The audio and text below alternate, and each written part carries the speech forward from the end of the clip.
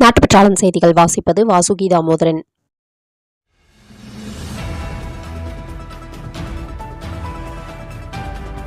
நேபாள நாட்டில் நிலச்சரிவில் சிக்கி ஆற்றில் 2 பேருந்துகள் அடித்து செல்லப்பட்டது. இந்த விபத்தில் சுற்றுலா சென்ற 7 பேர் இந்திய பயணிகள் உயிரிழப்பு.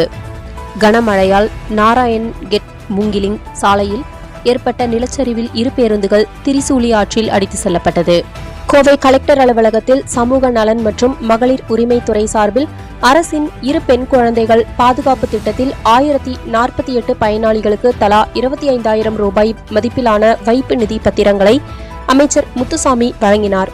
இத்திட்டத்தின் கீழ் கோவை மாவட்டத்தில் 2,62,00,000 வைப்பு நிதி பத்திரங்கள் வழங்கப்பட்டன. குழந்தை திருமணத்தை தடுக்கும் பொருட்டு தமிழக அரசு பெண் குழந்தை பாதுகாப்பு திட்டத்தை செயல்படுத்துகிறது. ஒரே ஒரு பெண் மட்டும் இருந்தால் ரூபாய் 50,000 வழங்கப்படும். 2 பெண் பிள்ளைகள் இருந்தால் தலா 25,000 வழங்கப்படும்.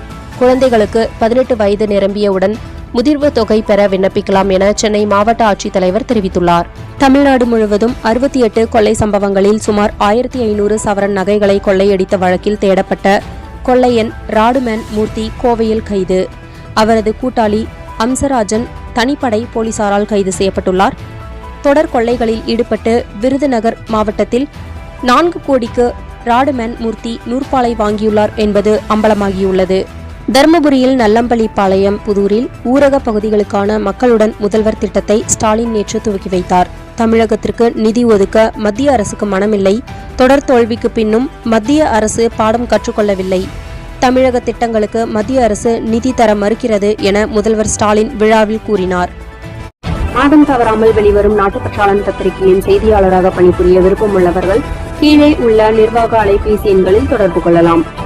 7907789115 மற்றொரு எண் 9944341033. நாட்டுப்பற்றாளன் யூடியூப் சேனலில் விளம்பரம் செய்து பயன்பெறுங்கள்.